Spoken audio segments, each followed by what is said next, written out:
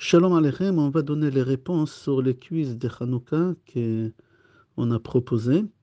J'ai pas encore les noms de gagnants, et parce qu'on n'a pas fini de vérifier, mais dès que j'aurai les noms, je dirai. Alors la première question, on a dit, prends le trouvaille de Yosef, prends l'habit de Yosef, prends le prix de Yosef, prends le rajout de Yosef, et tu trouveras le mot Hanouka. Alors le trouvaille de Yosef, c'est chen, grâce. Comme ça c'est marqué dans Bereshit, chapitre 39, passage 4. Vaïmtsa Yosef chen be'enav. Et Yosef a trouvé grâce à ses yeux. Alors tu écris chetnon. Les habits de Yosef, c'est marqué dans Sefer Bereshit, chapitre 41, passage 42. Vayal beshoto bigde shesh. Shesh, c'est 6. C'est la lettre Vav. Jusqu'à là, on a Chanou, Chet Nun Vav. Le prix de Yosef, c'est marqué dans le chapitre 37, Pasuk 28. Vaimkeru et Yosef la Ishmaelim be'esrim kesef. Esrim, c'est la lettre Chaf. Le rajout de Yosef, je sais que ça c'était difficile, dans Tehillim 81, Pasuk 6, c'est marqué là-bas Edud be'Yehosef, Samo betzeto al Eretz Mitzrayim. Ils ont rajouté à Yosef dans son prénom la lettre Hey. Et là, ça forme le mot Hanouka. La deuxième question, on connaît tous la question de Bach, on a dit qu'en réalité, le miracle de Hanouka, il a duré que 7 jours et pas 8 jours, puisque le premier jour, on avait une fiole, et cette fiole, elle est restée allumée à travers la nature, si on peut dire, pendant les premières 24 heures. Alors pourquoi on fait 8 jours de Hanouka, puisque le miracle en lui-même, il a duré que 7 jours et pas 8 jours? Il y a une centaine de réponses sur cette question. Et une des réponses, qui est quand les Hashmonaïm, ils ont trouvé cette fiole de l'huile, qu'elle doit durer pour 24 heures, ils ont dit, au lieu de l'allumer 24 heures et après on n'aura plus rien du tout, on va diviser les 24 pour 8 jours, parce que pour fabriquer de l'huile, ça prend 8 jours. Alors en réalité, ils ont mis de l'huile le premier jour que pour 3 heures, et la bougie, elle est restée allumée 24 heures. C'est-à-dire que le miracle, il a commencé depuis le premier jour. Au lieu de rester allumé 3 heures, il est resté allumé 24 heures, et c'était comme ça tous les jours, jusqu'au le temps qu'ils avaient pour fabriquer de l'huile pure. Troisième question, pourquoi à Hanouka, on joue avec une toupie et à Purim avec un crécelle? C'est la question de Korban Ani. On a dit pour la simple raison qu'à Hanouka, Hachem il nous a fait un miracle, qu'on a gagné. Tous les miracles de Hanouka, c'est Hachem qui nous a fait. On n'était pas vraiment très méritants et on n'a rien fait ici en bas. On n'a rien fait ici en bas. C'est Hachem de lui-même d'en haut, il a eu de la pitié et il nous a sauvés. Et la toupie, on l'attrape par en haut. Alors à Hanouka, on joue avec la toupie pour dire que tous les miracles de Hanouka, Hachem, il nous a fait sans faire des efforts. C'est lui-même qui l'a décidé tout seul en haut, il nous a envoyé ces miracles-là. Par contre, à Purim, on joue avec la crécelle. La crécelle, on l'attrape en bas pour dire que tous les miracles des Purim, on a eu grâce à nous ici en bas. Akadosh Baruch Hu, il a eu de la pitié sur nous parce qu'on a prié, on a jeûné, on a crié. Alors c'est pour ça qu'on attrape la crécelle en bas. C'est Purim, c'est par les prières qu'on a fait en bas, ça a réagi en haut. Et à Hanouka, on n'a rien fait. Akadosh Baruch Hu, dehors, tout seul, il a eu de la pitié sur nous en bas et la toupie, on l'attrape par en haut. Quatrième question, pourquoi à Purim on a la mitzvah de boire et de manger, faire un festin, et à Hanouka on n'a pas cette mitzvah-là? Parce qu'à Purim c'était un miracle que le corps a eu. Haman il a voulu exterminer le corps juif. S'il y a un juif qui partait voir Haman et il lui disait ne me tue pas, je me convertis à ta religion, Haman il le tuait quand même. Il ne voulait pas le juif. Il ne voulait pas l'âme, il ne voulait pas le corps juif. Alors le corps, il a été sauvé, et comme le corps, il est matériel, alors on lui fait une fête à travers le matériel, que ce soit la nourriture, que ce soit la boisson. C'est pour ça qu'il y a le festin. On fête pour le miracle matériel qu'on a eu à travers la nourriture qui est matérielle. Mais à Hanouka, les Grecs, ils ont voulu nous exterminer par la Neshama. C'est lui qui s'est converti à leur religion, on le laissait vivant. C'est-à-dire ils ont voulu exterminer notre Neshama, et on dit Ner Hashem Nishmat Adam, alors que la bougie d'Hachem, c'est la Neshama de chaque juif. Alors nous, on fait avec des bougies pour rendre la Neshama qu'elle est en bougie joyeuse, et pas à travers le matériel, uniquement à travers le spirituel. Cinquième question, c'est quoi le Rashi Tevot de Hanouka? Acronyme, on a dit. Alors, Chet, ça veut dire Shmona, parce que la lettre Chet, c'est le chiffre 8. Nun de Hanouka, c'est Nerot, ça fait Shmona Nerot. Vav Vehalacha, le Chaf Kebet, Hey Hillel. Shmona Nerot Vehalacha Kebet Hillel. Parce qu'on a machloket dans la Gemara Shabbat. Est-ce qu'on allume le premier jour 8, après 7, après 6, ou on commence par 1, 2? Machloket Bet Shammai Bet Hillel, et on fait comme Bet Hillel, qu'on allume 1, 2, etc. Sixième question, pourquoi à Hanouka on dit Chag Sameach? Parce que l'acronyme des Sameach, c'est les 3 mitzvot que les Grecs ils ont commencé à nous faire mal avec. C'était Shabbat, Chodesh et Mila. Ça fait racheter votre Sameach. Septième question, comment Hanouka il est lié à Léa et comment Purim il est lié à Rachel? Parce que Hanouka, c'est 8 jours. Léa, elle a eu 6 enfants plus de sa servante, Zilpa, encore 2, ça fait 8. Alors il y a 8 jours de fête et il y a 8 enfants. Rachel, elle avait 5 enfants. Comment elle avait 5 enfants? Puisqu'elle avait Yosef et Binyamin, et sa servante, elle avait Dan et Naphtali. Total, ça fait 4. Alors on dit qu'en réalité, elle avait 5 enfants. Comment? Tu retires Yosef.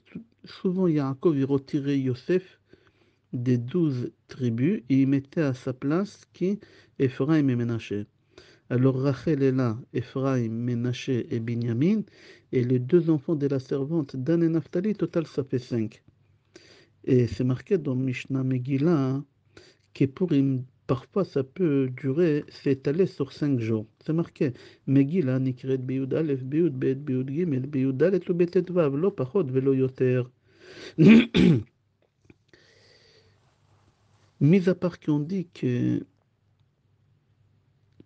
à Hanouka, les Grecs ils ont voulu notre neshama, notre âme. Et l'âme elle est cachée, tu ne la vois pas, elle est à l'intérieur du corps. Et Léa on l'appelle Alma dit Kassia. Elle vient du monde caché. Parce que son père il a caché, Yaakov il n'a pas vu, etc.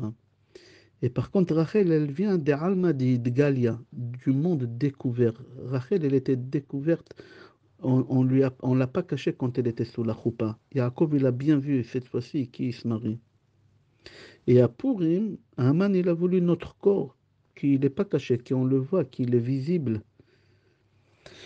Huitième question. Combien de bougies on allume à Hanouka sans le shamash? Alors, total, on allume 36 bougies. C'est par rapport aux 36 heures qu'Adam Arishon, il a vu la lumière depuis qu'Hachem il a créé. Quand Hachem il a créé Adam, dans le monde, il y avait encore la lumière infinie, on appelle ça. Il a vu la lumière des Sheshet Yemé Bereshit. Et il a vu cette lumière pendant 36 heures jusqu'à Motzei Shabbat.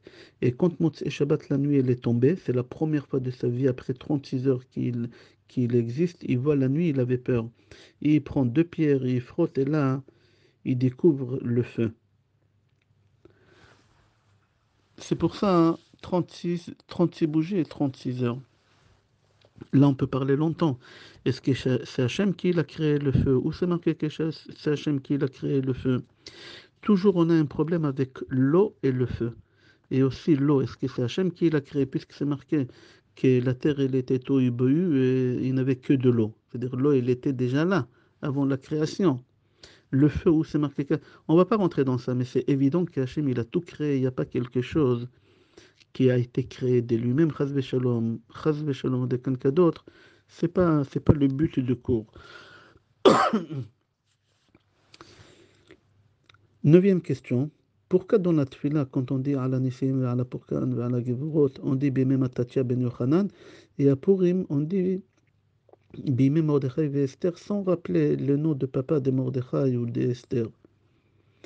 Pour la simple raison que le papa de Matatia, qui était Cohen Gadol, qui était le grand Cohen, et à la fin de sa vie, il est devenu tzdoki.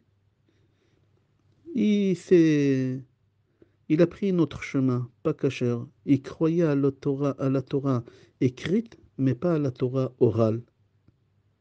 Et il est mort comme ça. Et on sait tous qu'un enfant, il peut réparer les fautes de son père. Quand le papa il est plus de ce monde, un enfant, il peut réparer les erreurs de son père pour faire sortir son père des guéhinons et le faire entrer au Gan Eden, que ce soit une fille ou un garçon. Alors tout ce qu'il a fait, Matatia, c'était pour réparer son père. C'est pour ça qu'on lit Matatia, le fils de son père. Parce que lui, tout ce qu'il a fait, on va voir tout à l'heure, il a fait quelque chose. Il s'est comporté. Non, on va dire maintenant. Par exemple, c'est marqué V'idliku nerot bechatzrot. Ils ont allumé les bougies, la menorah à l'extérieur. Depuis qu'on allume à l'extérieur, dans le chatzer, on l'allume à l'intérieur. Parce qu'il a voulu réparer son père, que son père, il a fait des choses qu'il ne fallait pas faire. C'est une des choses qu'il a fait. C'est pour ça qu'on le lit à son père et pas Mordechai et Esther. Dixième question. Pourquoi les Grecs ils ont obligé d'écrire sur la corne de taureau En li chelek be'Eloa Israël? Parce qu'à l'époque, chez eux, les biberons des bébés, c'était pas comme aujourd'hui. À l'époque, ils prenaient une corne de taureau, parce qu'il est large d'un côté et l'autre côté, il est étroite. Et évidemment, il a nettoyé, etc. Et il donnait ça devenait un biberon. Alors les Grecs, ils étaient très forts. Ils ont fait un travail psychologique sur nous énorme. Alors, ils ont dit que le bébé, quand il tète le biberon, il voit qu'est-ce qui est marqué là-bas. Même qu'il ne sait pas lire, ça va être gravé dans son cerveau. Dans son cerveau, ça va être gravé. Ils ont fait un travail psychologique et ça jouait énormément parce que d'après la halakha, on m'a posé une question il y a quelques années, il y a très longtemps, une femme qui n'était pas religieuse. Et à l'époque, quand elle était jeune, elle a fait un tatouage sur son tété. Et maintenant qu'elle est devenue très religieuse, elle dit le bébé, quand il tète, il voit le tatouage et c'est pas joli, etc. Alors je lui dis qu'il faut couvrir, c'est important parce que ça rentre dans la tête des bébés. Même qu'il ne comprend pas ce qu'il voit, mais ça joue énormément. C'est exactement ce qu'ils ont fait les Grecs avec nous. Ils ont fait un travail psychologique énorme. Onzième question. D'après la halakha, on a le droit d'allumer la menorah avec de l'huile qui n'est pas pure. Pourquoi ils ont fait autant de bruit? Parce qu'ils ont trouvé une fiole cachère. On a dit tout à l'heure parce que Matatia, il a voulu réparer qu'est-ce que son père a fait comme erreur. Et son père, il suivait tout d'après la Torah écrite, mais pas d'après la Torah orale. Alors certes, la Torah écrite, dans la Torah, on a le droit d'allumer avec de l'huile impure. Mais d'après Chachamim, d'après la Torah orale, on n'a pas le droit. Alors Matatia, il a voulu se comporter d'après Chachamim, d'après la Torah orale, pour réparer l'erreur de son père. Ça s'appelle Mehadrin mina Mehadrin. Douzième question. Le pot, le fiole de l'huile qu'ils ont trouvé, d'où il vient? Quel tampon il y avait dessus? Ok, il y a plusieurs avis. Moi, j'aimerais suivre l'avis des Pirkei de Rabbi Eliezer qui dit que Yaakov, quand il a dormi dans le Har Hamoria, il a fait un rêve là-bas avec l'échelle, des anges qui montent et qui descendent. Il a mis 12 pierres autour de sa tête. Le matin, il se réveille, il y a une seule pierre. Et il a trouvé une fiole de l'huile à côté, il a badigeonné la pierre. La pierre, c'est marqué, il a badigeonné. Et après, quand il est parti chez son beau-père, il a habité là-bas pendant 22 ans. Pardon, 20 ans, il a habité là-bas. Quand il retourne avec toute sa famille, il a oublié des petits pots de l'autre côté. C'est quoi ces petits pots qu'il a oublié, qu'il a risqué sa vie pour des petits pots? Comment c'est possible de risquer sa vie pour des petits pots? Parce que c'était pas n'importe quel petit pot. La fiole que Yaakov il a trouvé, il a divisé pour chaque génération.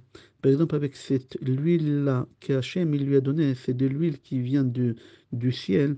Avec ça, il a badigeonné la pierre. Et avec ça, on a badigeonné tous les ustensiles de Mishkan à l'époque de Moshe Rabbeinu. Et au Beth Amikdash à l'époque de Shlomo Ameler. Et avec ça, on a oint le roi, les rois, que ce soit Shaoul Ameler, David Ameler. Et parmi tous les fioles que Yaakov il a divisées, il a gardé une fiole avec son tampon à lui, parce qu'il était considéré comme Kohen Gadol, parce qu'il a pris les droits d'aînesse de son frère Esav. C'était le but pour Hanouka. Ça, c'est une autre cour d'après le Sod. Quel rapport Yaakov? Et pourquoi il a épousé Léa? Que Léa, c'est Hanouka, 8 enfants, 8 jours, etc. Alors, c'était avec le tampon de Yaakov Avinu, et c'était une fiole de l'huile que Yaakov il a gardée. Il a risqué sa vie jusqu'à l'époque des Hashmonaïm, des Maccabim, etc. 13e question. Fabriquer de l'huile, première pression, kasher, comme il faut d'après la halacha, mehadrin, mina mehadrin, maximum, grand maximum, pour les grands feignants, 24 heures. En quelques heures, tu peux fabriquer de l'huile. Pourquoi Hachem il a fait en sorte que les miracles va durer 8 jours? Parce qu'à leur époque, à l'époque du deuxième Beth Amikdash, ils fabriquaient l'huile dans le nord d'Israël. Et pour arriver à l'endroit dans le nord d'Israël, qui était très loin d'Yerushalayim, il fallait marcher 3 jours aller.